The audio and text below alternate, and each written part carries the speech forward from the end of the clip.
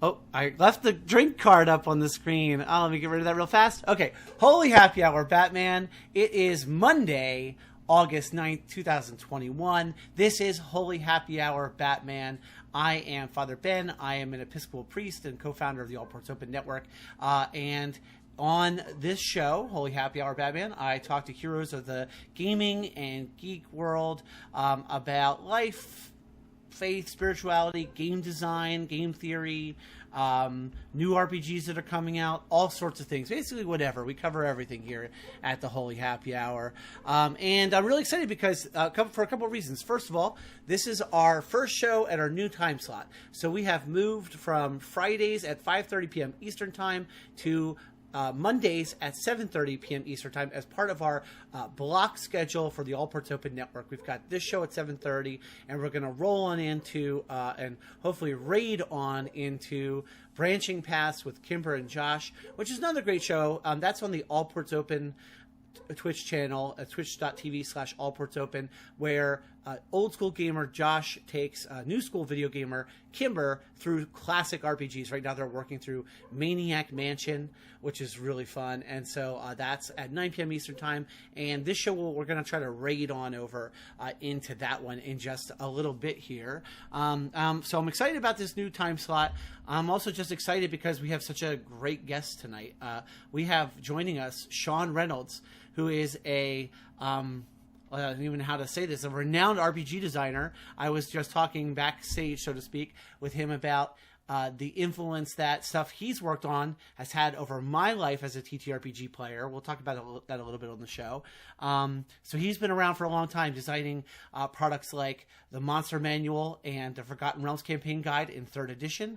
And right now working for Monte Cooke Games on projects like the one we're going to be talking about tonight, their newest Kickstarter for the game Stealing Stories for the Devil, which is such an awesome name, and it's such an amazing concept, and we're going to get into that in just a minute here. But before we bring Sean onto the show, it is happy hour, and so what I like to do for Holy Happy Hour is always introduce a cocktail or beverage inspired by what we're going to talk about in the show, inspired by the guest, inspired by something related to the guest. So this week I do have such a cocktail that I'm going to bring up here. I accidentally left it up a minute ago, so let's bring it back.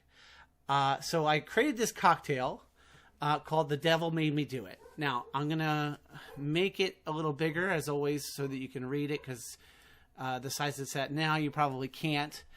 And so this is actually based on another cocktail, kind of inspired by another cocktail. I think it's called Suffering Bastard or something like that. But The Devil Made Me Do It. It's equal parts brandy, rum, and instead of just gin, a jalapeno gin, because this is a fabulous jalapeno infused gin that I really like from the Philadelphia area called from Revivalist Spirits. Lemon juice, and then there's a little bit of grenadine to make it red, because I wanted it to be a red drink for the devil, and then 1 ounce of ginger ale.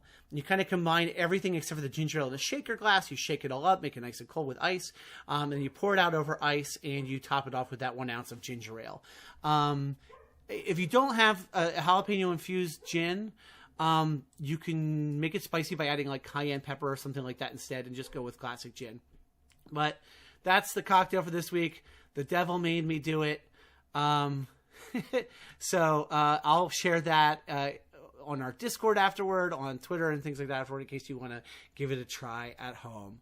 And if you want to find out more about that jalapeno inspired gin, it's amazing. I can connect that on social media too to Revivalist Spirits. So, all right. So let's get rid of our cocktail card and get ready to bring on our guest.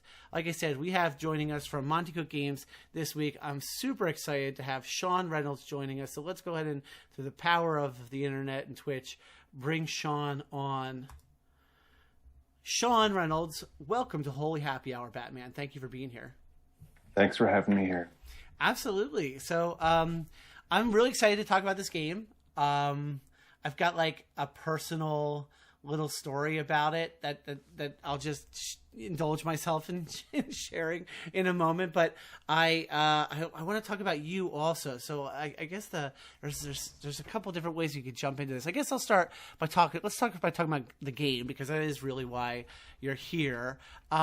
So for people who don't know, Stealing Stories from the Devil is on Kickstarter right now. I think that the Kickstarter's title is actually, isn't it The Devil Made Me Do It? Isn't it the name of the... Yes, or The Devil Made Us Do It. The Devil Made Us Do It. I kept the... I gotta I'm switching tabs here. Oh, I kept the primer up on the screen because there's such good stuff in it. I can't find the tab now. But the premise of this game is so awesome. The premise of the game is that it's a heist game, but it's not just any heist game. It's a time traveler. Like, your heist is a heist game, but you're from the future, and you're time traveling and messing with time in order to accomplish heists. And it's such an awesome premise. Everyone should go to Kickstarter right now, find the game, and read the perfect heist sort of description there. Of the games, because I don't think anybody could read that and not be intrigued. It's such a cool concept. So my personal story about this is that I had run a game a few years ago that was about time traveling heists. People from the future time traveling to do heists. And I had just started to do some preliminary work to try to design it into its own game. Maybe like a Powered by the Apocalypse game, something like that. And as I was beginning to do some of that preliminary work, I read the description for this Kickstarter, and I was like, oh my gosh, that's like the coolest description of a new Kickstarter game I've ever heard, and it's so close to what I wanted to design. It's actually not. So as you get into the primer and you read the lore of this game and what's going on, it really is nothing like what I had in my head for my thing. But it was just that on the surface, that description of time traveling heist, and I was like, oh, Monte Cooke Games is doing it, and that means they're going to do it amazingly well, like you guys do everything. So anyway, that's my own story. Now that that's out of the way, we can talk about the game. Tell us a little bit about I guess some background. How did this game come to be? Where did the genesis of this idea come from? Well, Monte, having worked on 3rd edition D&D and 2nd edition D&D, has basically, over his career, has been pushing himself to make games that require less and less work for the GM ahead of time. And with this one, he's always had a love of heists. He's had old blog articles on his old website about Ocean's 11 and such. But he wanted to have a heist game where your characters can be the super competent people who, the heist perfectly works out for them, like it does in the movies because it's pre-scripted, but doesn't require the GM to have to do so much legwork for it. And we actually had an earlier iteration of this. This kind of game engine has been in the works for at least a year and a half on various other projects, and it finally is steered towards this. But the second game that the Kickstarter unlocked, which is currently called Who the Devil Are You? Yeah. Was actually an earlier iteration, or the game kind of precursor was this thing called Who Are You and What Are You Doing? And the prompt was you would have a half-page illustration in the game, and the GM would say, all right, this is what you see. And the players would be prompted to say who their characters are, why they're there, and what they're doing. And then based on that information, the GM turns that into the plot of that session. And for Stealing Stories, Monte just came up with the idea of, well, let's make this a heist, and let's have this devil character and why you're stealing stuff, and the whole time travel aspect just kind of became the background of this particular game. But then we also had the original game, well, not really the original game, but the kind of precursor game as a stretch goal that we've already hit for this one. Right, and there's a third game, right? You've unlocked 3. Yeah, so Shauna's had this idea for one called The Devil's Dandy Dogs, which is a much simpler game. It's kind of built on kind of like a tarot card sort of layout, and everybody plays a dog that is kind of like a pseudo-independent entity from the devil and is going out and collecting souls for the devil. But every time you collect a soul, you get a bit of power for yourself, because the truth is you are a good dog, even though you work for the devil, and you kind of want to split off into your own things. Your character advancement is you're working towards that goal of becoming a free dog. So the other part of this that is like personal to me, as far as like wanting to talk about this on my show, is just that I have personally backed like all the Monte Cooke games Kickstarters.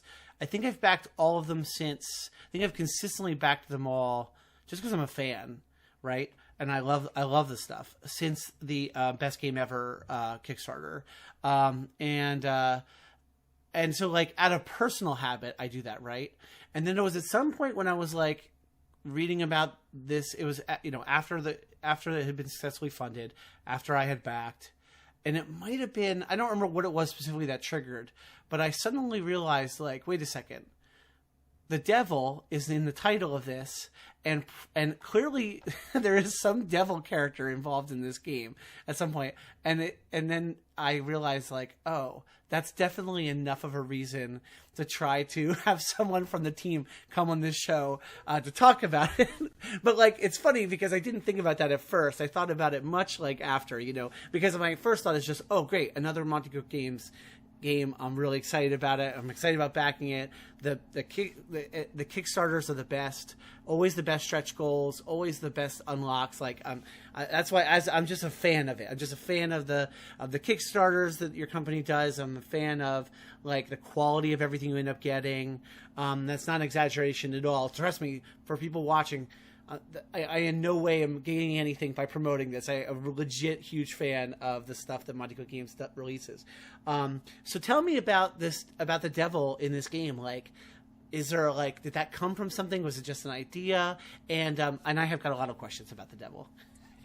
So Monte's very sneaky, and in our earlier playtests, you know, we only got glimpses of things, and there's stuff that he has revealed to us as he's been working on the game and towards this Kickstarter that we haven't experienced in play yet. Yeah. But the idea is, you know, your characters are from the 30th century, and you have this dimension traveling ship, and then you jump, and now you're outside of a 20th century, 21st century Earth. You're like, what the heck is going on here? And so you start doing these missions because there's all this dimensional instability, and you fix the problem, you come back to your ship, and you fix another problem, you come back to your ship, and you start realizing there's little changes. Like, oh, so-and-so used to be married to this person, but now they're married to this person, or I don't remember this room being here. And then eventually there's a point where you get back on your ship, and there is a person there who everybody else but you remembers has been there the entire time. And you're like, I don't know who this person is. That person's like, yeah, who am I? And why am I involved in this?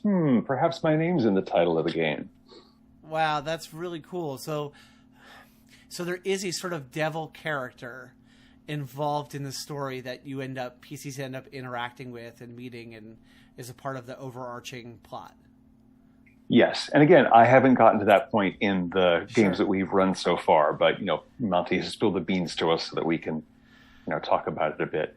Yeah. And it's an open question of, is this devil, you know, the Christian devil, or is this some powerful extra dimensional entity that has heard of the story of the Christian devil and is similar to that, or has deliberately taken on aspects of that to kind of fit into that role to accomplish something? Who knows? It's up to the GM how that particular role ends up in the game. Sure. I was a little bit afraid that your answer was going to be, I really can't tell you anything about the devil in this game because you know, it's not spoiler ready yet. You know, like we're not ready to spoil anything because it's very vague in the primer. So if folks want to check out the primer, you can just go to Kickstarter and the primer's there. You can actually you can play it from the primer. In fact, one of my best friends ran a one shot on Friday night of the game, so I got his full sort of debrief of the experience. I wasn't able to play with him, unfortunately, but I got his full debrief. Anyway, but the devil vaguely appears by writing something that you read in that primer. And I was a little worried you might say, no, we can't really say anything more than that. I do really like the idea, though, if, as a GM, that you would have the flexibility to maybe like play with that, play in that space. Like maybe it is the devil, maybe it is a extra planar, super powerful planeswalker type person, you know. And that's something they've done, for example, in DC and Marvel Comics so many times, like Mephisto and, you know, all these other like extra-dimensional, like hell demon sort of powerful rulers of a hell dimension. Many of them have claimed to be the devil over the course of human history many times. But they haven't said, yes, this character is Lucifer or whoever. Right. But it allows the GM to just fit whatever role they want in their game for that. So you have gotten to play, it sounds like you've gotten to play test this game a decent amount, it sounds like. I think we've done 3, I've been in 3 playtests of this. Right. And then I've done 2 or 3 of the Who Are You and What Are You Doing Here game, which has very, very similar rules with the scaling dice. Right. And then I ran it for a different group.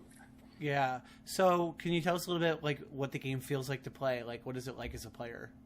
Especially compared to other things. I think one of the really cool things about this game is that the GM comes to the table with just the seed of an idea.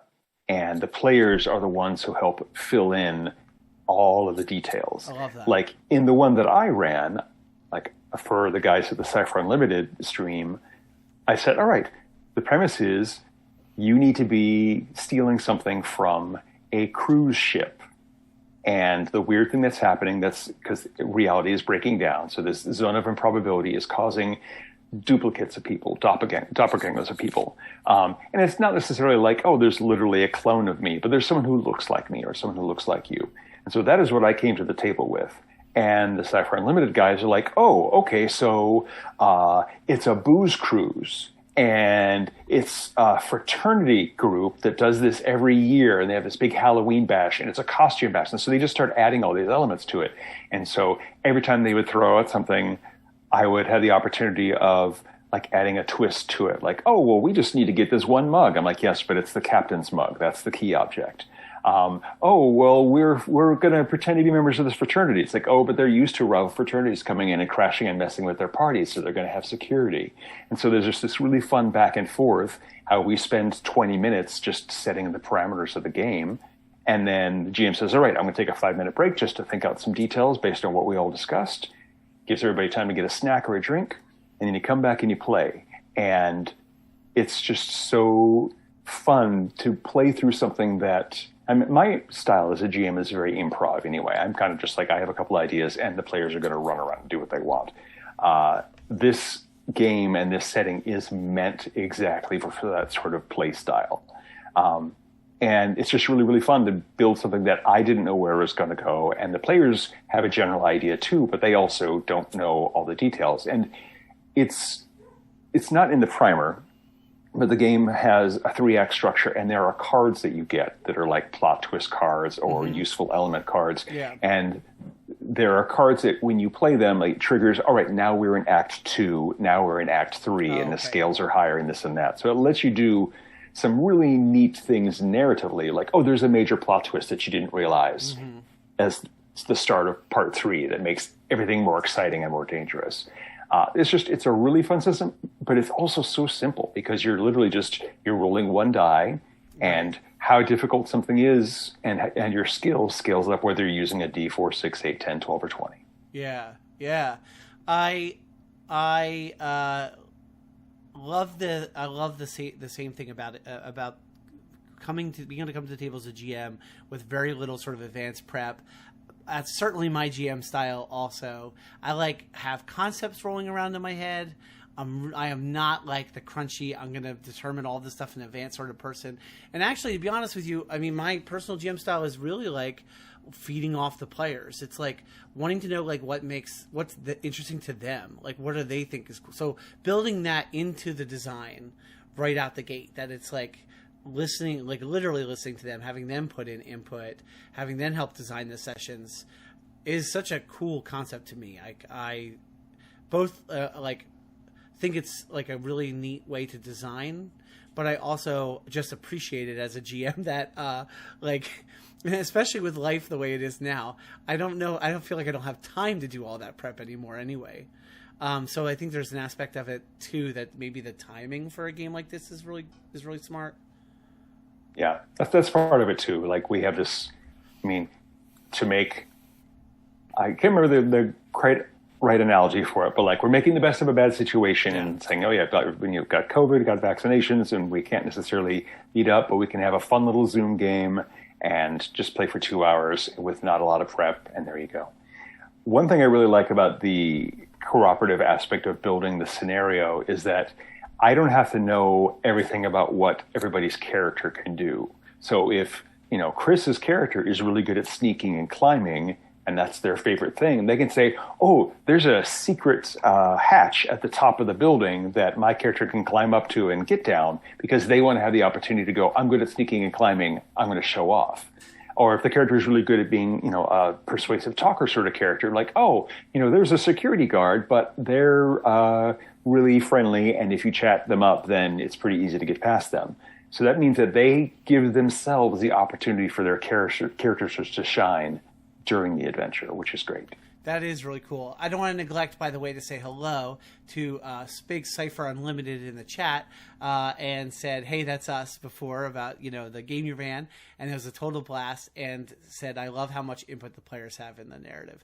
But yeah, I mean, like, that's one of the things I think is really important to me as a GM, is like letting the players feel like their characters get to shine, and do what they do well, get whatever they do well, giving them a chance to do that. Whatever the player wants their character to shine in, like the moments that are important to them on that meta level of like, to let people have those moments and to design that in, I think is really cool. So I want to hear a little bit from you about the time travel mechanics, the like lying, I guess, is really what I mean. The lying mechanics. Can you tell us about how, like, why are people called liars in this game, and how does lying work? So your characters are from, the 31st century. You have this dimension traveling ship that has somehow ended up in the 21st century. And half of the people on the ship are sleepers. They're the ones who go into like cryostasis, or, they go to sleep for 10 years or whatever, and then they're woken up again to do stuff. And then the rest of the people in the crew are people they just stay awake and alive the entire time. And so your character is either a sleeper or a scion, because exposure to generations of weird interdimensional energy has given some of these scion characters mutations and powers to do stuff. And the sleepers have been augmented with nanotechnology. And so it doesn't matter what sort of character you are, it's more of a backstory sort of thing. Mm-hmm. But the PCs are characters who can alter reality in different ways, and that's just called lying. And you can be one who lies to the past. You could say something like, oh, this door that we need to get through, well, the last person who went through this door forgot to lock it. The door is still unlocked. You can lie to people, like you could walk up to the security guard guarding that door and say, I am your supervisor, I need you to let me in, and they will believe you because you're lying to the person. And then the third one is you can lie to reality and say, oh, the door is actually really, really corroded, and if I kick it really hard, it'll just break right on down. The really fun thing about lies in this game is that your lies always work. Like you can have anything from, oh, I have a ballpoint pen in my pocket, to, oh, this ship is now sinking, and it works. But the bigger the scale of the lie, the more difficult it is to resist the damage it's going to do to your system, because you're kind of channeling reality and warping reality, and you have to kind of internalize that. So saying something like, oh, the door was unlocked, that's not a very big lie. But like saying the security guard happens to be drunk and has the keys dangling out of his pocket, that might be a bigger lie, and that's harder for you to avoid taking damage. Like if you lie big enough, you could just kill your character automatically. That's wild. With a failed roll. But the idea is to like play your strengths and your weaknesses and go, okay, I can do 3 really easy lies right here for basically no cost and get us through this problem. Or I could do 1 big lie and just kind of break through the hard way. So when I first read the premise of this, I assumed that stuff was going to be like Bill and Ted, Excellent Adventure, was going to be like time travel based, not like warping reality. But it sounds like it's more of that. It's not actually like going back and changing the scenario for yourself with time travel. You're actually changing reality. Is that right? Am I understanding that right? You are right. Although the type of character that lies to the past, they are technically changing the past. They just don't have to physically like travel back with their phone booth and be like, all right, I'm going to leave a padlock here with this. You just say, oh, somebody left a padlock here. And it is the case. When Monte first presented this game to us, I was thinking it actually would be a fun variant because the default premise is it's all taking place in the 21st century. But because you just kind of, your ship ended up here, you don't know why, you can't like leave, you're stuck in this area. Your ship could just hop again if you wanted to have a 1960s or a 1970s sort of like one-off sort of thing. Like spoilers for the Loki show, episode 1, the DB Cooper thing, like, oh yeah, you know what? The heist is that you need to steal this big briefcase of money from a guy on a plane. Right. And you just happen to be in that time period as your mission. That could be a fun thing. Yeah, like I like to be able. I like the flexibility to be able to maybe do that and play with it in different time periods. It is cool to do it in the 21st century because like it's a nice touchstone as to our reality. Because I think sometimes you need that. But of course, like it's almost like what's the fun of having a time travel game if you can't play in a different time period just for kicks, because I want to do something cool in the 1950s or whatever time period it is. But that lying mechanic seems really cool. And that's one of the things I really want to experience in play, is the ability to do that. My friend's group that play tested it on Friday, he did tell me that his party tried to solve every problem with lying when there was opportunities to like maybe do something mundane or a different skill, rather than lying. They found themselves like, it was such a cool idea it was such a cool thing to do that they literally wanted to do it for everything. And I thought that was interesting. Yeah. I think that's something you'll probably do in your first playthrough of the game, like your first session. You're like, oh, I'm going to lie and make this happen. I'm going to lie and make that happen. And then you'll get to Act 3. Sorry, I have a cat walking through. You'll get to Act 3 and you're like, oh, I'm really beat. I'm like, 2 bad rolls away from just keeling over. I should have been more cautious with my stuff earlier. And so like your second session, you're like, oh, you know what? I can just go around here and pick the lock instead of just saying that the door is unlocked with a lie. And you save a lot of your juice for when you really, really need it. Yeah. So one of the other things I wanted to ask you about, and maybe there isn't a lot to say about it at this point, but the idea of there's going to be in the final product a 12-part like campaign. Can you say anything about that? Yeah. I mean, so like I said, the premise is that you have arrived on the ship and you're starting to do these missions and things start changing back on the ship. That is the 12-part session narrative that is happening. Gotcha. And that's basically, it's like season 1 of a TV show. That's what I think is cool because it was kind of described that way on the Kickstarter. Yeah. And like, who knows if we hit some really big stretch goal, I don't know what's coming up next after the current one, but maybe there'll be a season 2. And obviously the GM can like weave their own stuff in between. If you say, well, I've got 12 pre-done episode things, but if I want to have my own filler episodes in between there, then you could extend that as much as you want and just kind of have the big story arc. Kind of like how X-Files has the Monster of the Week episode, but also the overarching narrative episodes. Right. You can kind of alternate between those two and make it a 24-arc story for your campaign or longer. Yeah. Yeah. I really like the idea of thinking of it as a TV season and like going into it that way. And I appreciate, again, just like as a GM, I appreciate like the idea that it'll come with that, to help me to structure like with a game group, to do. And I mean, 12 parts is pretty, I'm sure not a coincidental number that you might think that someone might play once a month for a year. It's very clever. And I think helpful for GMs, to be able to structure their game that way.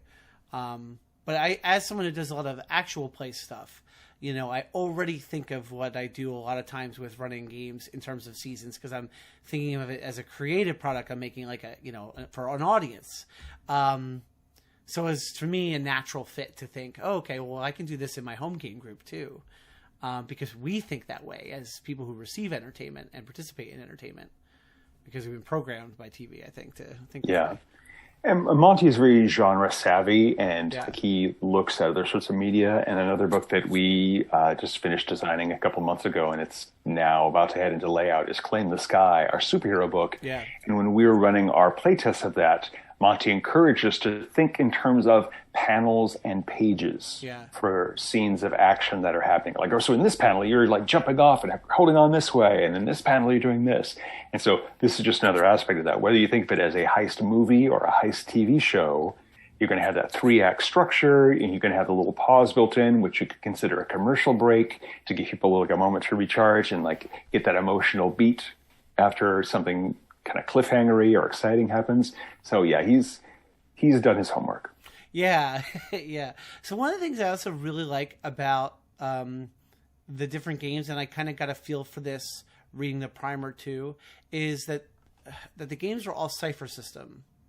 But what surprises me every time I experience a new cipher system game is that how they're the same but different. So like they're the same system, but they feel vastly different from one another. Like I'm especially thinking about the fact that I just started playing Invisible Sun recently for the first time, and how like and I also play pretty routinely play oh my gosh, we were just talking about it before the show. Play No Thank You Evil with my kids, right? So like 2 games, cipher system, could not be more different from each other. But even then, reading like the primer for this game, it's just amazing to me that there's like, so I'm just curious, like whether I don't know if you see what I'm getting at, but it's amazing to me how they are cipher, but they feel so vastly different. I'm wondering how much sort of intentionality goes into that from a design perspective. And whether this game kind of does anything interesting or different as sort of a twist to cipher, maybe from the get-go with like, I don't know, with sentences and things like that. It's funny because you mentioned 3 different games. This game, No Thank You Evil, and Invisible Sun. And none of those games is actually a cipher system game. Okay. Like, No Thank You Evil is very much like linked to cipher, and that if we took the cipher system and we really simplified it, right, and so it's based on a D6 instead of D20. Sure. Invisible Sun was originally going to be a cipher system game, but Monty started introducing stuff, and he's like, you know what, this really needs to be its own thing. So it's rolling a D10 instead of rolling D20s, and you got different pools and that sort of stuff. And then this game is, you have scaling dice that aren't part of the cipher system, but you do have kind of similar like levels of difficulty for something. Like you can always have something have a rating of 1 to 10 or perhaps even higher. But you don't generally go above 10 just because then you need a D12 or a D20 to succeed, and it's very rare to get to that level. But yeah, so it's just, I think the core of it is that Monty likes to think of things in terms of, you know what, the GM has a lot of work to do. If the GM can just think of a rating from 1 to 10, and that's the difficulty of what you're doing, then that's a lot easier than saying, all right, well, you're about this powerful, so you probably need something to be around a 15 on a D20 to be challenging. You just could say, rate it on a 1 to 10. So, No Thank You Evil rates on a 1 to 6. Invisible Sun rates on a 1 to 10 with some things beyond that. And then this one is also rating, 1 to 10, but you have the scaling dice. It's just trying to make things easy for the GM so that they can focus on making the story interesting rather than the nitpicking over, whether something is +1 or +2. Yeah. Well, it's interesting that you said they're not technically cipher system games, because I think of them like that because of those core principles. So the idea of the difficulty rating, the idea of having a sentence as being core to your character, the idea of having pools, even like the way cards are used in the design. I come to associate with, I think of these things as being cipher, but really I guess they're sort of trappings of Monte Cooke game design. Cipher adjacent, maybe. But I that's just sort of as a player, as a GM, that's how I think of these games, as that way. But they are, they are very different. And you do have a sentence still, though, in this game, right? Am I right about that? You still have a sentence, or do you not have a sentence for Steel and Swords? I don't think it's not like how it is in the Cypher system, but you would just say, like in like a D&D game, it'd be like, I am a half-orc paladin. Right. And this one you could say, I am a sleeper, and then there's like another word that goes with it that generally says whether you're like the more burly type or the more cerebral type, that sort of thing. But it's not like, I am a blank blank who blanks, sure. Like you get in Invisible Sun or No Thank You Evil or Cypher System. Gotcha. Again, it's a variant of our common kind of core theme. Right. So what is the current stretch goal that the campaign's working toward? I believe we are upgrading some of the materials, like going to like a higher quality cardstock and a linen finish for the cards, right. Just because we like having all those fun props and things like that. You know, it's funny because we work on all these playtests and stuff, and it's months before, you know, the game is fully written or edited or printed, and then we're on to the next game. And Monte often complains, you know, all these people who, you know, bought the game now, they get to play with all the fun bells and whistles of the final version, and I don't. So recently we've actually started to go back to, like, we've started a little short-term Numenera game, and Monte's like, I'm going to use these asset cards that I've literally never used before, even though I designed them and they were printed 2 years ago. That's wild. So it's just fun to be like, oh yeah, we do make all these fun things to make the game experience more engrossing and fun and easy. And we're often just the last people who actually get to use them. We're using like note cards and handwritten stuff. I mean, if it makes you feel any better, honestly, for those of us who back Kickstarters, sometimes I think we don't get to use the stuff we get as much as we would like to either. I have a lot of stuff on my game shelf that I'm just waiting for opportunities to break out and use with people. And I run a weekly game club like on Saturdays, and still, you know, there's only so much time, so much time for that stuff. Yeah, so I want to talk a little bit about your history in game design, if that's cool with you, if that works for you. Of course. Yeah, so I guess we can kind of work backwards in a sense, because how long have you worked with Monte Cooke games? I've been an employee at Monte Cooke Games since 2016, but my professional relationship with Monte goes back much further than that. I was actually the developer of the original Numenera core book, which was 2013, I want to say. And then Monte and I worked together when we were at Wizards of the Coast. Yeah. So we worked together on, for example, Ghost Walk in 2003. Wow. So you mentioned Wizards of the Coast. Again, we're just sort of working backwards in time here. When did you start working with Wizards? I was one of the people brought over from TSR in 97 as part of the web team. And about 4 or 5 months after that, I left the web team because they were shrinking the web team. And I kind of bounced around the company for a bit, including working for the facilities team, the intranet group, and I was even Peter Atkinson's personal assistant when his original personal assistant was out on maternity leave for a couple of months. So I was answering phones for Peter. But in 98, I joined the design team for Greyhawk and started working on Greyhawk, and then Forgotten Realms. And a year and a half later, that led to the 3rd edition Forgotten Realms campaign setting and 3rd edition D&D.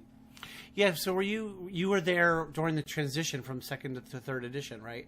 Yes. Wow, man. So I my gaming picks up right, basically, my gaming begins basically right at that moment.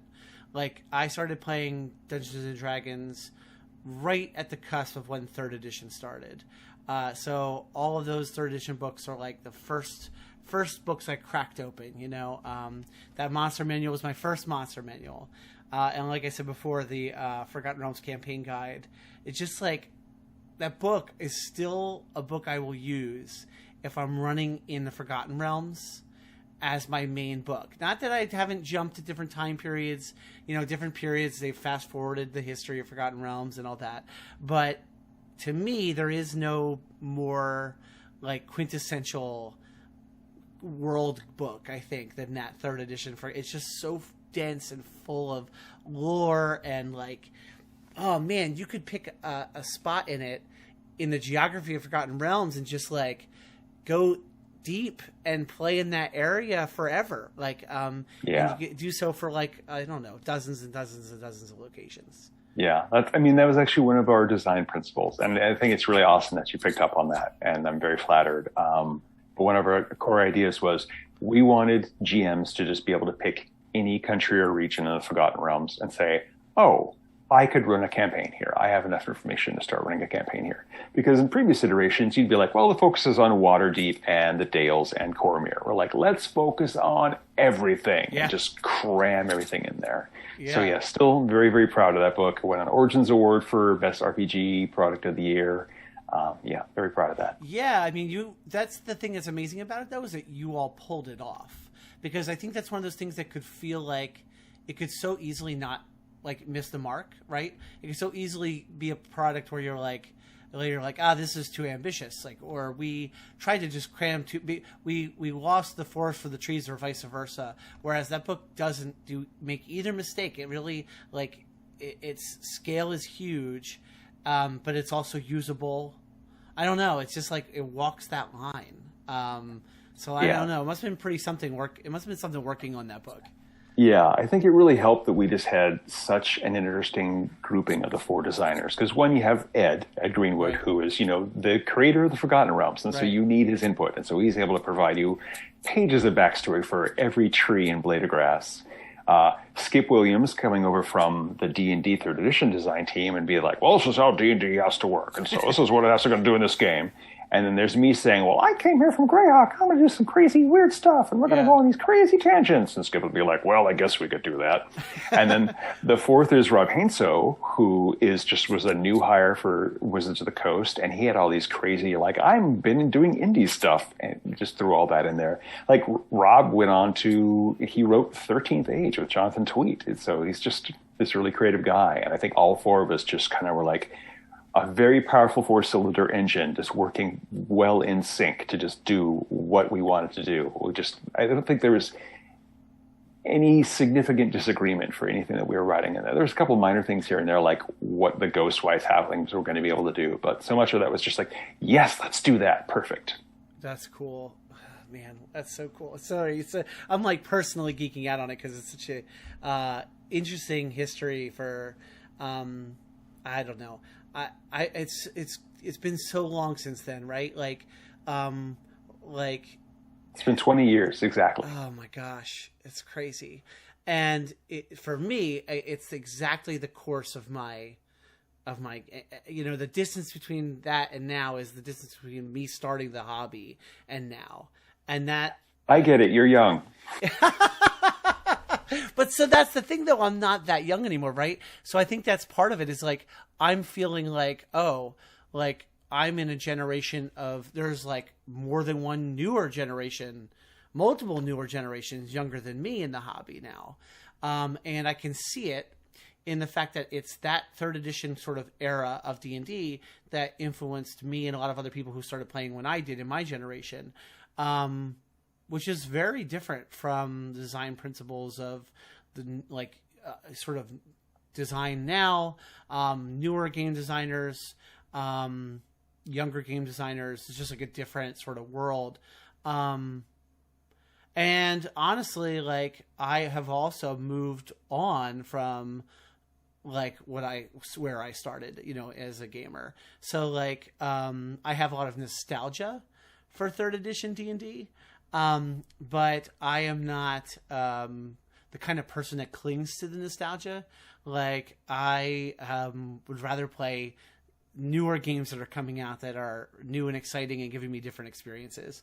And maybe sometimes I'll go back to the nostalgia, but so I don't feel young, I guess is what I'm saying. I like to think that I have learned a lot in the time that I've been working as a designer, and my own design philosophy has changed, whether working on 2nd edition, 3rd edition, Pathfinder, Cypher System, or anything else. It's I blogged a lot on my website about I just added so much content to my website that was 3rd edition content after I left Wizards of the Coast to work on video games. And nowadays I'll look back at some of that stuff and be like, nobody cares about this. Nobody cares that this thing is 13,232 gold pieces. Yeah. Why is that not just 10,000? Why does anybody care that this is, plus 11 instead of plus 10? It's I don't care. That's a lot of math just to be having fun. Yeah. So I guess that's my question is, do you think there are people that care? Oh, definitely there are. Yeah, there's some people who are like, this is the best version of the game and I'll never play anything else. And you know what? If they're having fun, Right. more power to them. You know, like I want people to play the sort of game that they love. When I worked in video games, I was at Interplay working on what would have been Baldur's Gate 3 and then what would have been the original Fallout 3. And one of the people who was basically mentoring me there, his name is Josh Sawyer. He's at Obsidian. You probably have heard of him. He's worked on all these really great games. But he pointed out at the time that, like, video games designed in Germany for a German audience, they'll have stuff like, all right, you must cross this mountain range here, and there's a chance you get frostbite, and your cat might lose a foot, or you might die. And we find that fun. You know, and so, like, different audiences are going to have different expectations of fun. And sometimes they're going to be like, yes, I want a grim survival game where my character might lose a foot. Like that game, Don't Starve, really, really hard. Right. A lot of people really, really love that. They just love how hard it is. You have to scrabble for everything. And that's great. Let them have fun. You know, there's millions and millions of gamers in this country alone. You don't have to play the same style for everybody. They're going to have different things. Some people like football. Some people like basketball. Some people like cricket or badminton. Let them play. Yeah, I think that's a good point. And the hobby's the biggest it's ever been today. And so I think we're seeing that in the breadth of games that are coming out and the breadth of experiences you can have. And there has been times, right, where game design was like, well, I'm going to try to design for everybody. I'm going to make a game and it's literally for everybody. Where I think now we are much more niche in design. Like games are like, a lot of games are like, we're going to try to give you this experience. I mean, Stealing Stories is a good example of that, right? It's like a particular experience of play. It doesn't do everything, but it does this thing. Yeah, and there's some games that are literally like, this is meant for you to play it once. Right. And that's it. Whereas something like D&D or Pathfinder or General Cyber System, you keep playing that system over and over again. You play the same campaign for years. Like I keep running into people at Gen Con and be like, oh, my gaming group has been playing since I was 10. I'm like, you're 60.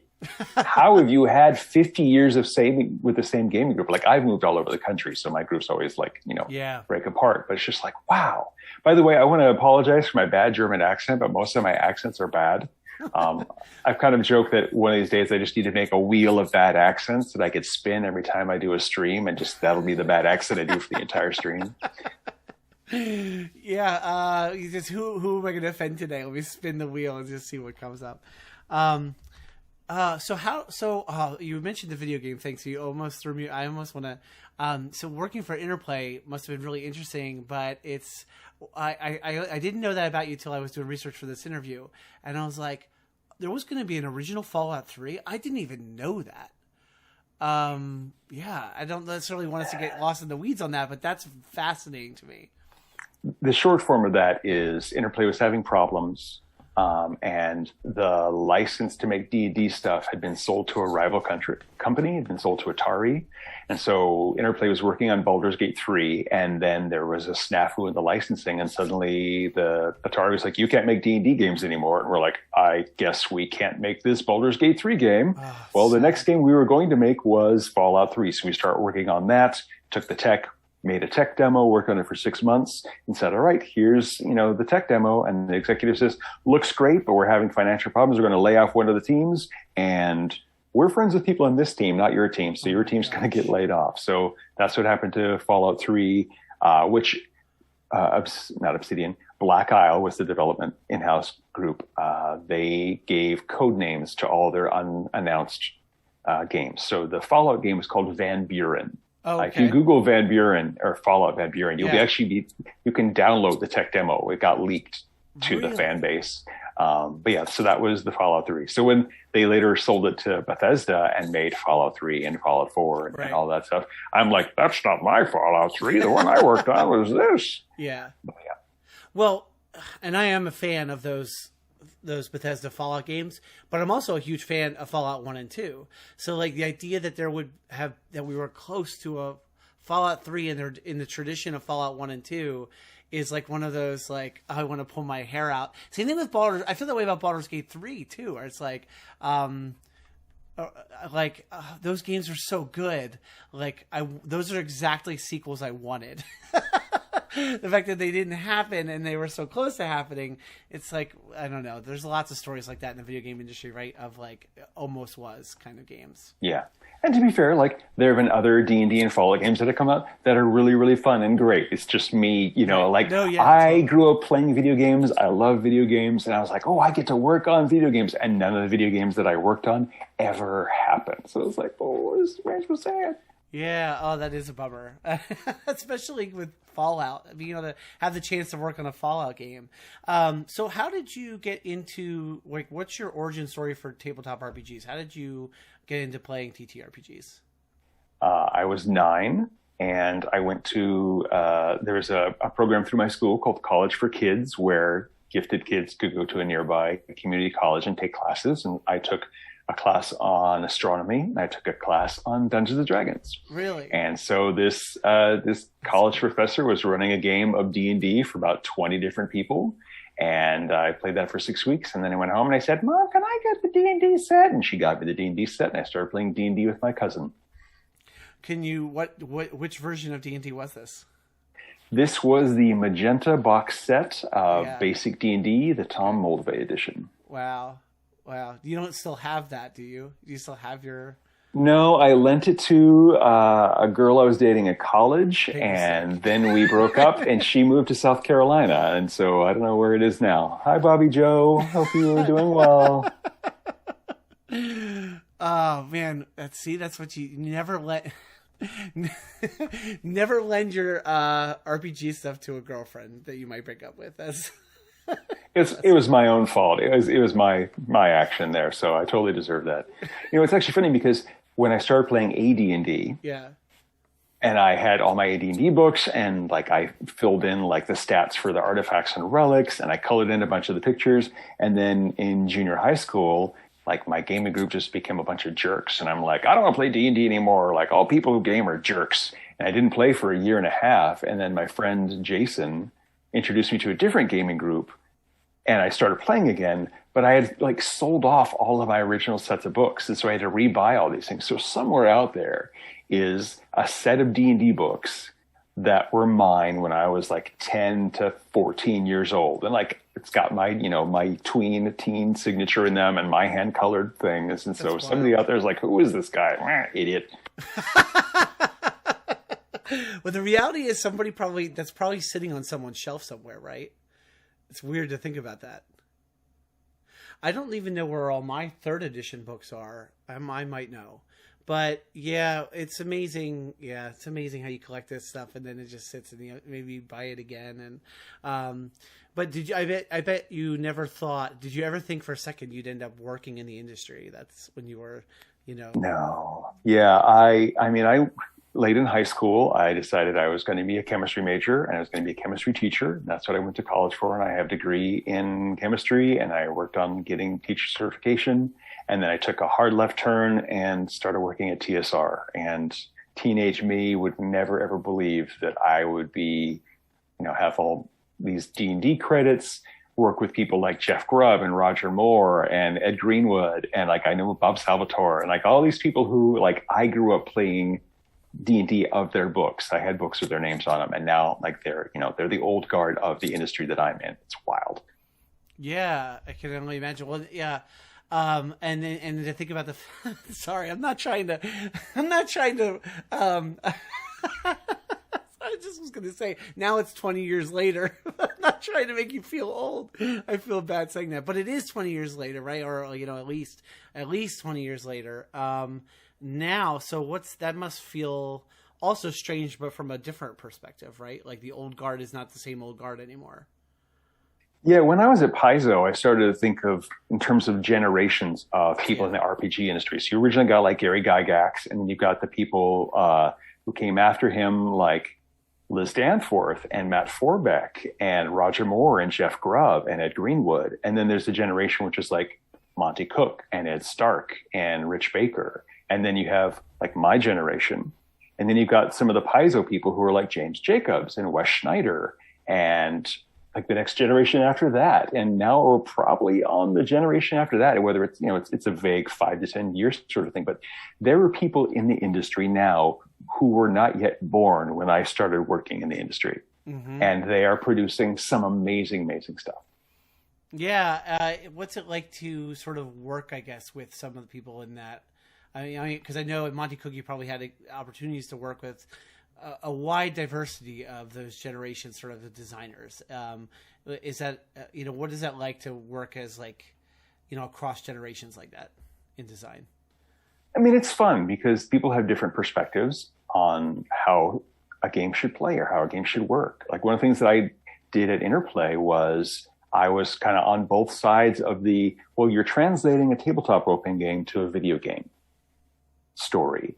And like you have to take into account your audience and what you want the game to be. Like literally there was an argument how the Baldur's Gate game that we had did not have the massive damage rule from D&D in it, which is like, oh, you take 50 points of damage, you have to make a Constitution save or something, or immediately die. And I said, we're not going to put that in this video game because if Timmy, the 13-year-old kid playing this D&D video game, has 200 hit points because he's a 20th level fighter, and he suddenly takes 50 points of damage from something and he dies, he's going to be like, why did I just die? I have 150 hit points left, right? Like that's the sort of thing you need to think about what the players are thinking. And so as a guy who is 50 years old and white and male, I have a certain amount of cultural baggage with, my gaming history and what I'm playing. And there are people of color out there and women and non-binary people and like all these people who don't have the kind of like generic white guy experience that I do. And they are going to come at problems from such a very different perspective than I am. And like, I have learned that it's often just the best thing for me to do is shut up and listen because like, I want to learn from these people. I love learning stuff, whether that's how to paint a miniature, how to build a table or, anything like that. It's like, why would I let my brain stop learning stuff? And so when somebody says, hey, can we do it this other way? I want to hear what they have to say. And I don't know, it's a very lucky time to be alive when we have the opportunity to connect with creative minds all over the world from different cultures and different backgrounds and say, oh, that's how you're doing it. That's cool. And finding differences and samenesses that you can relate to. Yeah. Yeah. That is, I mean, the world itself is so very different than it was 20 years ago. And so that influences this idea of design on so many levels, right? Because just even the idea of thinking in terms of that diversity you just described, we think about that now in a way that I imagine didn't go into thinking as much 20 years ago when working on projects and working on tabletop role-play game books. But so yeah, I mean, like the world around, the environment that we're in for doing this game design is just so different now than it was then. And I remember being a little kid and looking at, issues of Dragon magazine or going to the game store and saving up money to buy back issues and seeing ads for conventions. And I was just like, why would I go to a game convention? What's the point of that? I'd rather game with my group of friends. I wouldn't want to game with a bunch of strangers in Milwaukee or whatever. And now I'm like, let's go to conventions. Come on. I miss seeing other people. I want to go and teach people these games. I want to like interact with my friends who are in the other side of the country. It's so different.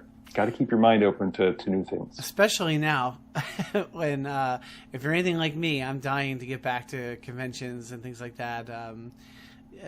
I know people have different feelings about all this stuff. And like, I'm a person who likes crowds.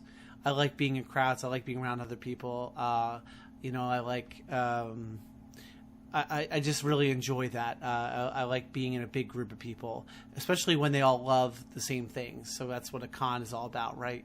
You're there because you all love video games, or you all love tabletop games, and I miss that so much. I miss the being in the crowds just to like walk around a con or sitting down with a group of people who I've never met before and having a tabletop experience with them, or demoing. For people who are watching this, I was telling Sean before the stream that I got to demo a couple of times for for No Thank You Evil at PAX Unplugged. Like getting to sit down and being like, let me teach you this game that you've never played before. Man, I miss that stuff so much. But we're hopefully heading back towards being able to do those things. Yeah, everybody get vaccinated. Take care of yourself. Be safe. Let's beat this stupid virus so we can game in person again. Yeah, seriously. Well, I think in that regard, I think I saw that Monte Cooke Games is going to be at Gen Con, and actually, to be honest, I was like, oh, I don't think I realized there was any physical aspect of Gen Con this year, so I wasn't paying enough attention, I think, to that. So that kind of caught me off guard, but that's cool, and it's a good sign of moving back towards some things. We're keeping an eye on what the Delta variant is doing and what Gen Con is doing. But we currently are planning on attending in person Gen Con and Gamehole Con. Nice. I have do you happen to know when they are off the top of your head? You could plug them. Gen Con is mid-September and Gamehole Con I think is early October. Gotcha. Yeah, so I'm anxiously waiting to see because I'm in Philadelphia and I'm waiting to see what PAX Unplugged does. There's a lot of rumors about doing a proof of vaccination or negative test sort of thing to go to a con like that. So I'm sort of waiting to see what they announce for that because that's a con that's right here in my own back door. I don't have to go anywhere. I can wake up, roll out of bed, and go to the con. So I'm kind of anxiously awaiting that. But I'm trying to think of what else about the game. I want to make sure we do a lot of justice to the game. You told us a little bit about the Devil's Dandy Dogs. Is there anything else about that game that we should know that maybe you could tell us to get people hyped about it? It's such an interesting premise. It's still new. Like Shauna's designing it right now, and it's not a text heavy game. But she has been experimenting with a tarot sort of layout where you kind of how you place the cards on the tabletop. It helps determine, where the story is going to go and what you can do. I haven't seen it yet because she's just only about 2 weeks into it. I'm really looking forward to that.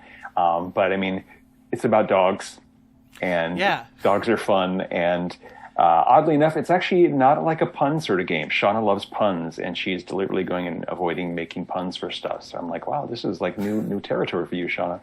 But yeah, Devil's Dandy Dogs. I'm looking forward to it. And if you've taken a look at the render that Bear has created of what the packaging and the cards might look like, it's kind of spooky and weird, but also very fun and intriguing. So I mean, Bear is just really great with making stuff look amazing. And so Stealing Stories has its own particular look, and Devil's Dandy Dogs has its own really, really cool look too. And they're just all visually very beautiful games. That's awesome. And it's really cool that if people back the Kickstarter, they can end up getting more than one game and get 3 games out of it through those stretch goals, which is awesome. And that's actually whether the Kickstarter itself is called The Devil Made Us Do It rather than Stealing Stories for the Devil, because our plan was that we would hopefully hit some stretch goals and be able to unlock multiple games under that same sort of umbrella theme of devils involved. Sure. No, that's really smart. And I mean, I think history probably prepared you all to assume you were going to hit some stretch goals because, there's a lot of precedent for that. I think you can expect to hit some stretch goals. We did get a question from the chat, and which is actually a good reminder that if folks who are watching this have questions, please do drop them in the chat. But the question we got in the chat was from The Worst Days, which is actually Josh from All Ports Open Network, my co-founder.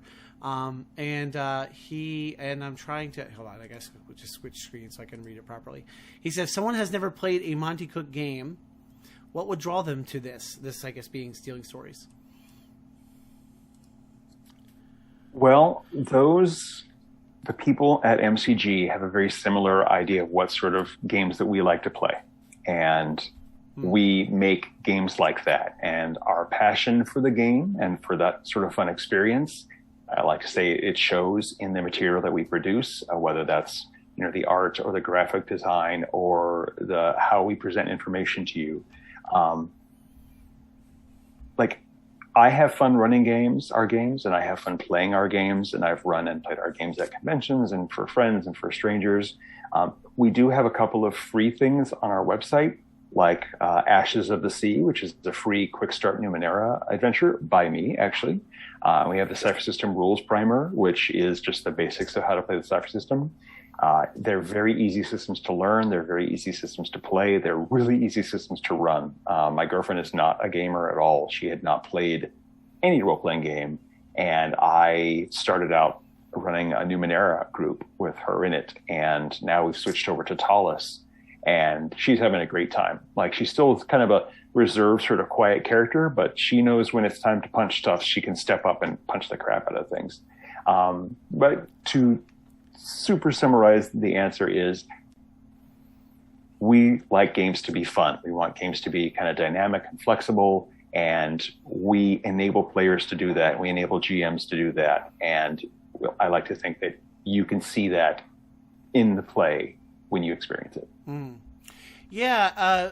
When you say, you want games to be fun, I mean, yeah, I would hope that most people who design games to be fun. Is there a particular sort of way that plays out in the way you all design games at Monte Cooke? What does that mean to build for fun in this sort of Monte Cooke Games way?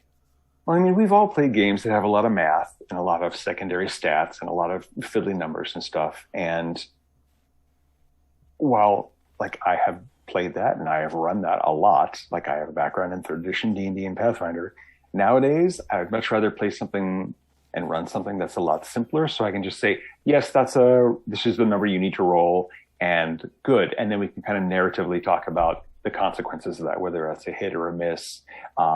It's just, I don't know, there's so much time involved in building stuff for a game as a GM, and like, it just would be nice if games are easier to run and easier to play. Like, if you can actually fit everything on your character sheet, like all the description of your abilities on one piece of paper, that's great. So you don't have to go and keep looking up stuff. Just focus on the fun, focus on the simplicity, and be flexible. Like, I'm a very fly by the seat of my pants sort of GM, and I'm comfortable with rolling with the punches and doing, like, my girlfriend's son is also a player in our game, and he routinely just goes off the rails and tries to talk to monsters and, like, is friendly to people, even if they're undead. And so I have to accept that he's going to do something kind of wacky, and he's probably going to make it work because he has the great luck to do really good rolls when he needs it. I mean, it just comes down just to have fun when you're gaming and be flexible and focus on the fun. Like, you've all been in a game, I'm sure, where you're like, I'm actually not having fun in this session. Why am I here? I'd rather be scrolling through stuff on my phone than playing this game right now. If you're in that situation, try something different. Do you think, you've been in designing for a long time, do you have a sense that what you described is sort of a pendulum, like, or is it more of a progression? What I'm asking is, I guess, that, games were so crunchy for so long. And there was an era, obviously, in the 90s of, like, super crunchy games with lots of numbers and lots of detail.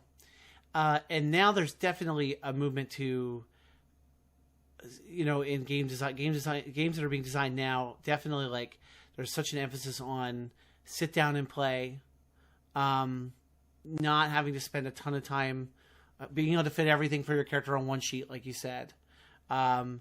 Like being, building for one shots. I'm curious if you think this is sort of like a pendulum and eventually, it moves back and forth between those sort of ranges, or if you think that, like, no, we really have just sort of in design moved past the crunchiness into, like, maybe not that it's gone forever, but that, like, really we have learned better design sort of principles, I guess. I think it's definitely not the second one. I think individual designers have their preferences. It kind of seems like the second one of, like, oh, I grew up playing crunchy games, I want to play something looser, or I grew up playing something loose, I wanted something crunchier. I think it's more that there's a pendulum, but there's actually a bunch of pendulums, and they're swinging into different areas. And so you're going to be hitting groups that are going to want different things. And even the same group of people, like, there's a lot of people, I'm sure, who play 3E, and they shifted over to Pathfinder because they didn't like 4E. And then Pathfinder is doing its own thing. And then now they have families and they're too busy to play because they've got little kids. But when their kids hit age 10, they might be willing to pick up their old books again and start again. Or they might pick something simpler because they want to, aim for a different, math level for their kids. And then there are people who love 4th edition. I think it's the greatest thing because it presents information in a way that really works for them. Again, we have millions of gamers. Everybody's thinking, they have different thoughts on how to process information and stuff. And you have like people who are not neurotypical, and they're going to process information entirely differently, and they're going to want to have rules that make sense to them in their own experience. So it's not that there's just kind of this monolithic. It's really easy to look at like the 2 or 3 big game companies and watch what they're doing, bounce between A and B. But really there's like one big pendulum, but there's all these other little ones that are swinging around and just doing their own thing. And it's kind of chaotic, but if you just kind of wander around in there, you can find something that fits your kind of little metronome. Yeah. I like I said before, like I think that I sometimes have that desire for at least nostalgia's sake to like pick up something super crunchy. But I don't think I would want to live in it anymore all the time. But I do think that that's definitely like preference as far as like. But then there's also, as we said, there's the circumstances. Like I do think that environmentally, like the way life is right now is in like the difference between the way life is now and like 20 years ago. I consistently hear people say that like, there's the joke in game circles that the hardest thing about gaming is finding a group of people that can play every week, right? Like that seems to be close to ubiquitous in what I hear people talking about with their gaming experience. So I do think that at least environmentally, right, that probably affects like the way we have to think about making games because of the way people are able to play them. Well, a good example of that too is the what was it called? Is it the Darkest House? No, what is it? Yes, Darkest House. Yeah, right. Yeah, the design premise of that is you're not able to meet up in person, whether it's because of COVID concerns or because your gaming group is scattered all over the country, all over the world. But you can meet up in Zoom. So let's make a game that's meant to be played online, where you can send links. Like it's meant to, like, here's this image that you see. I'm going to just text you a link. I'm going to text you the contents of that note. You just have to roll with what the times are doing. And if your group can't meet in person, then play an online game. I mean, that's actually one of the advantages that playing on Xbox Live and that sort of platform has, that you can just be like, I want to sit and play a game of FIFA Soccer, or I'm going to play some Red Dead Redemption. And you could just meet up with people online. And if you get along, then you can quest with them for a while, or, play a game with them for a while. And if not, then you just leave that group and do it again. We don't really have something like that that's super efficient for tabletop role-playing games. Yeah, I guess you have something like Roll20 as like a platform for being able to jump on and like maybe find people who just want an online game group. But yeah, it's not like what you said. It's not like Xbox Live. It's not like it's not even just like Microsoft is now bridging that gap between PC and Xbox and console to make it even more available and ubiquitous across multiple different types of hardware. So yeah, we don't really have anything quite like that. And it's a different sort of emotional commitment to say, all right, I'm going to play a 45-minute game of soccer on Xbox versus I'm going to play a 4-hour game of D&D, or I'm going to be wanting to participate in a weekly game where I'm like having this important character arc about my character's past and some emotional beats, and like there's a vulnerability there that you don't necessarily want to expose yourself to a bunch of random people to. That's just why people have their game group that they're comfortable with. And when that group can't meet, it's like, I can't play my game because I need my group to play that. Just out of curiosity, was the Darkest House something that was, was it a specific pandemic sort of creation, or was that something that was like being discussed or talked about or thought about, and then just happened to that the circumstances worked the way they did? So I'm smiling because, like stealing stories for the devil, it has its origins much earlier. So we had our first Original Sun narrative campaign that ended 2 years ago, I want to say.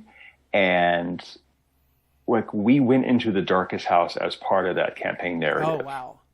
And then our current Invisible Sun group also went to the Darkest House. Like we had to like hide our player knowledge and be like, "What is this? This is weird."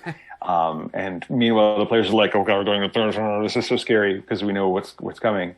And then when things kept being shut down because of COVID, Monty's like, I could take all the stuff that I wrote for my home game and make it into, something that people would want to play, which is actually kind of what he did with Ptolus as well. Ptolus was originally his own home campaign, and he just kept adding to it. He ran 3 different campaigns in it over 6 years, turned it into a giant book, and published it. I did not know that. I don't think I knew that started out as his own home game.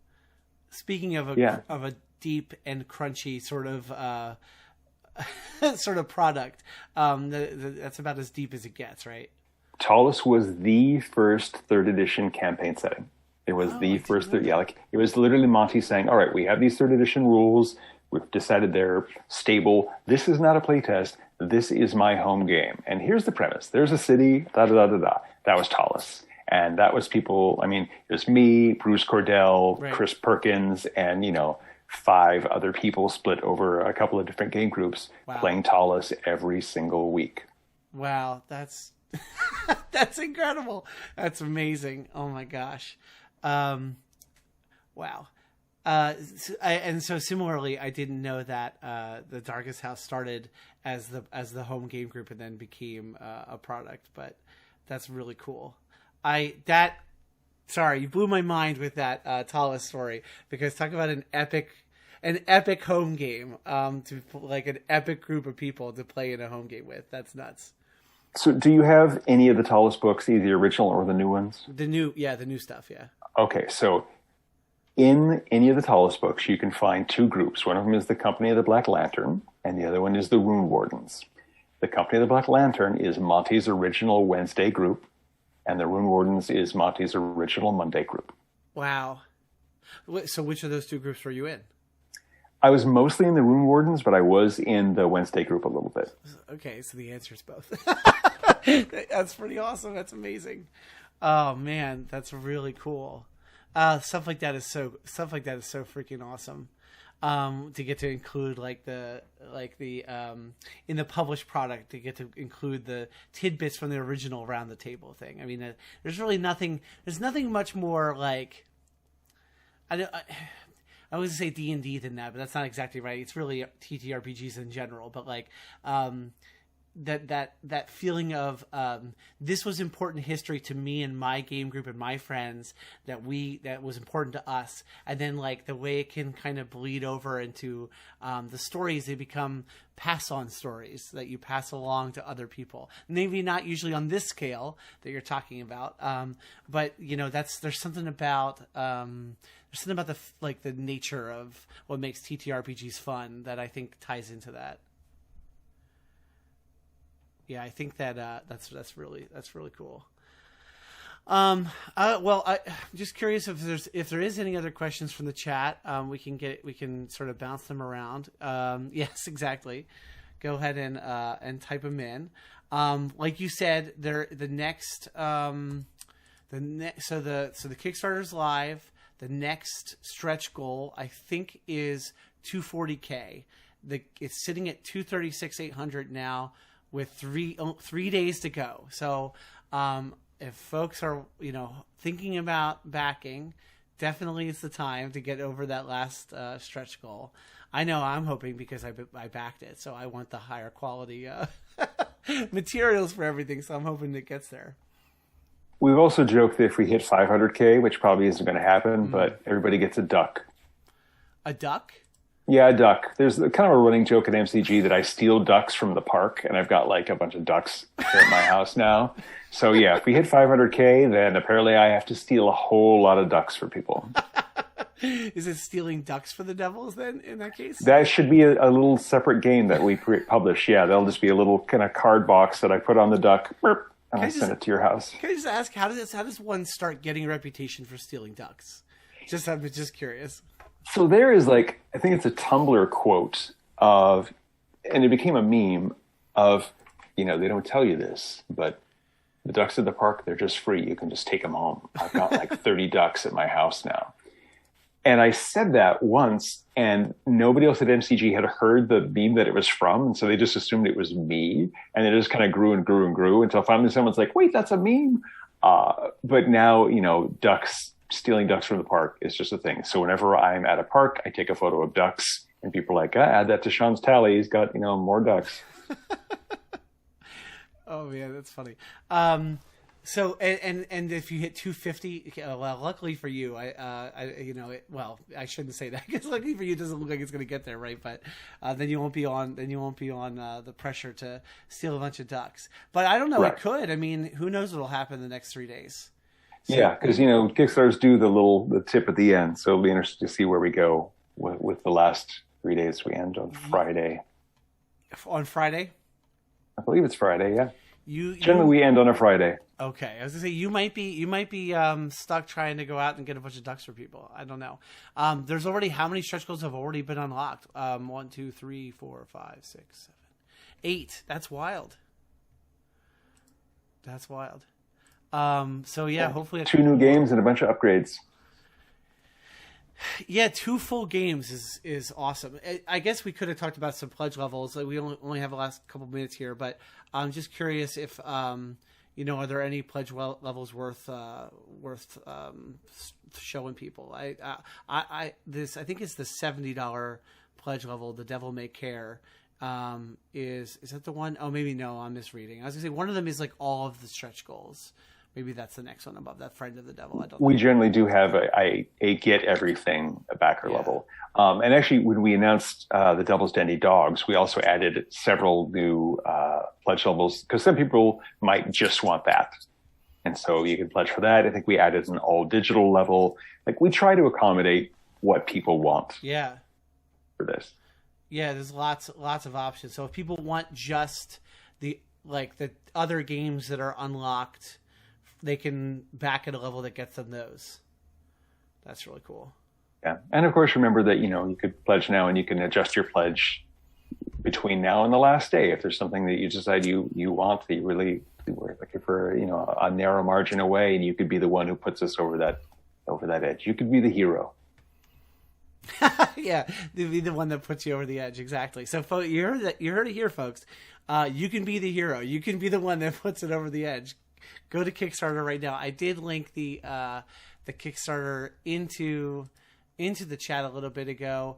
It'll be in the show notes for this on YouTube and on people watching this after the fact on demand, so people can.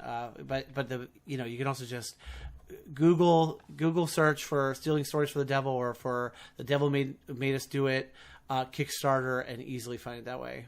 # blame the devil on Twitter. That's right. A lot of chatter there about that. I love that hashtag. As soon as I saw the hashtag, I was like, yes, I need to do that. I need to blame the devil on Twitter. It's awesome. By the way, I meant to mention that if you look at the Kickstarter main page, there are a lot of things where the text says, well, blah, blah, blah, blah, blah. And then like this little red text will pop up and say, really, that's not true. That's the devil popping in and saying something in response to what's going on. On the Kickstarter page, you're saying for this? Now I need to dive through the entire Kickstarter looking for the devil jumping in and talk. That's so cool. And of course, it would not surprise me if Charles has just switched it and made a liar out of me. So we'll have to see. Well, then it would fit the game, right? To make a liar out of you, it would fit. It would make sense. Because in this game, we're all liars. That's really cool, though. I'm super excited about the game. I'm excited to experience it myself. I hope that it won't be too long before I have an opportunity to actually give it some play in a game group. But I'm excited about seeing it come to completion, and it's only a couple days away. I'm assuming you guys will take some good time to rest afterward and recoup. I know these things are always just a lot of work right up until the end. Yeah, I mean, it doesn't directly impact me. Most of the work is the editorial team and Charles and Monte, because I've been doing other projects. Sure. But yeah, there's usually I'm gone for the weekend, I'm gone the Monday after, don't even try and talk to me. Yeah. But then it's back to work. Yeah. So I'll be definitely looking forward to that. I'm super excited about it. So Sean, I'm so appreciative of you giving your time to come on my show to talk about this game, but also just to share your awesome history in RPGs. Like I said, I was so personally honored to have you on the show, to be like, to have someone on the that worked on stuff that was so influential to my life as a gamer, to have on my show, to be able to talk to you. It was just such a huge honor. And so I'm sorry I made you feel old several times. No, that's fine, man. I mean, I turned 50 this year, which is just weird. I still feel kind of like that noob who's walked into the TSR offices and like, you're Jeff Grubb, you're Roger Moore. I know your names. Yeah. I have books with your names on them. No, it's just... Yeah, you never want to stop being that guy, though, right? Like, because then you Yeah. have lost something. Yeah, it's like, I really appreciate the opportunities that I've been given. And I really appreciate the fact that, people like you who have streams about gaming will invite me to come talk all my goofy ass stories from 10, 20, 30 years ago and just share our love of gaming with other people. It's just really, really great. And so thank you. And thank you to everybody who's watching this. You're the reason why I'm able to do this. Yeah. Awesome. Well, thank you, Sean. Thank you for the time. Thank you for coming on. I'm going to ask Sean to stick around in my digital green room here for a second. I'm going to switch back over to just me so I can kind of wrap up the show for this week. So let me just switch back over here. Another great episode of Holy Happy Hour Batman. Thanks to everyone who watched this week at our new time slot. I really appreciate it. We're going to be hopefully here in like 2 or 3 minutes.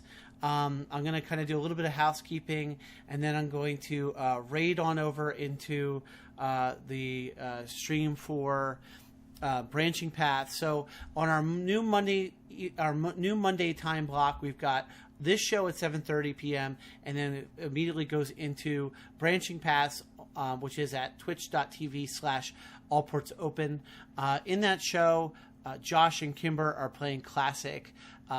They're playing some classic RPGs. I just amused myself thinking, I wonder if they're going to play like Fallout 1, or if they're going to play some of the original Baldur's Gate games, which they should. Right now they're playing, though, just the quintessential point-and-click adventure game, Maniac Mansion. Such an awesome game, and it's really fun to watch. There's also a really cool history that they lay out in the episodes. Josh shares all this really interesting history, little obscure facts, artwork from concept art of the game, things like that. So it's a really cool show. It's been going on the last couple of weeks. It's kind of a newer show from the All Ports Open Network, and we're going to be raiding into that here in a minute. So before I do that, let's see, I'm just trying to think if there's any other housekeeping I want to share with you all.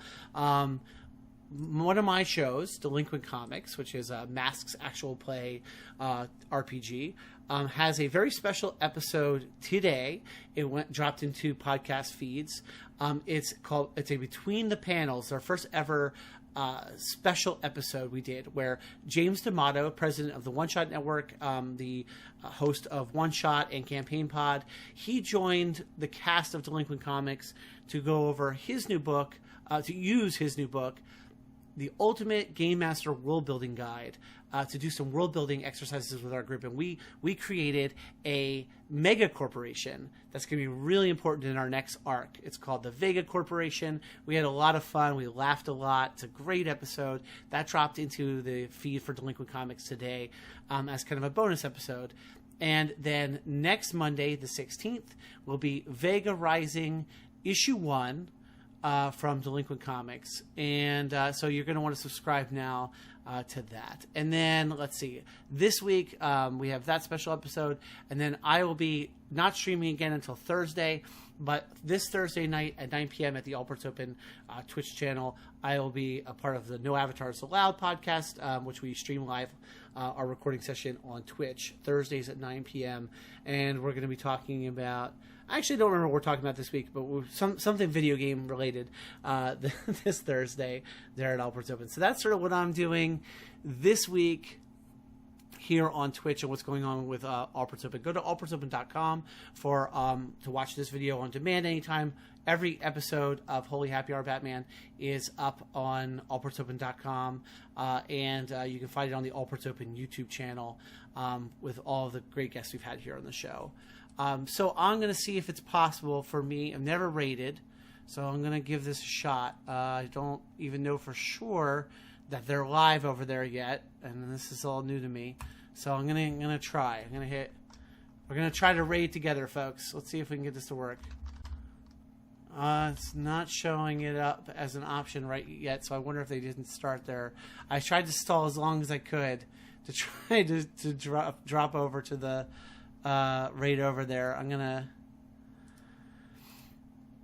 No, it says they are going live. All right, let me give it another try.